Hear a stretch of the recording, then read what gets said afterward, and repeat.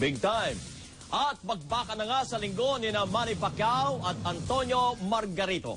Tingnan nga natin kung sino ang yamado o kaya ay dihado.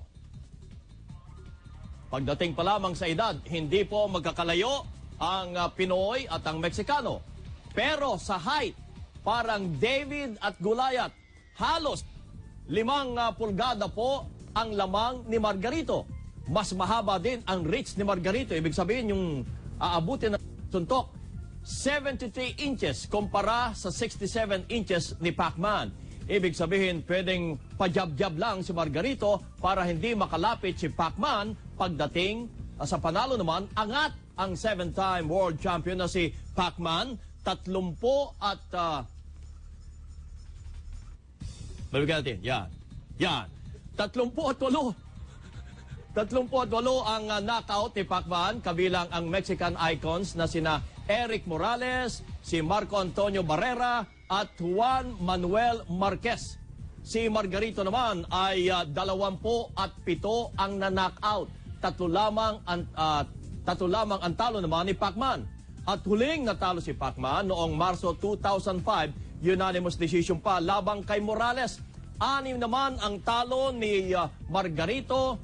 At pinakahuli noong Enero 2009 na knockout siya ni Shane Mosley sa 9th round.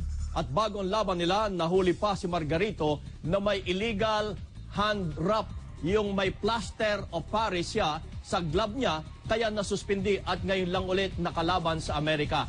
Kaya isang taga Team Pacquiao ngayon ang nagbabantay kung paano balutan ang kamay ni Margarito. Baka nga naman may pampatigas na naman. At sa kontrata, nagkasundo sila sa catch weight na 151 pounds. Pero sa gabi ng laban, pwedeng tumaas hanggang 165 pounds si Margarito. Si Pacman naman, hindi lalagpas sa 150 pounds dahil ayaw mismo ni Coach Freddie Roach. At nang nasa Baguio si Pacman, umabot na ng hanggang 152 pounds ang timbang niya. Pero ang resulta, bumagal naman siya at nang bugbugin ni Pacman si Joshua Clottey noong Marso, ang timbang lang niya ay 146 pounds.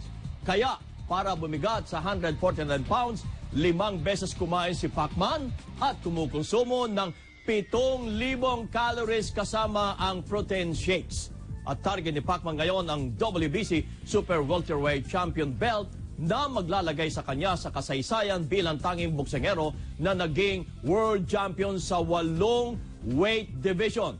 Si Margarito naman gusto makabawi mula sa suspensyon.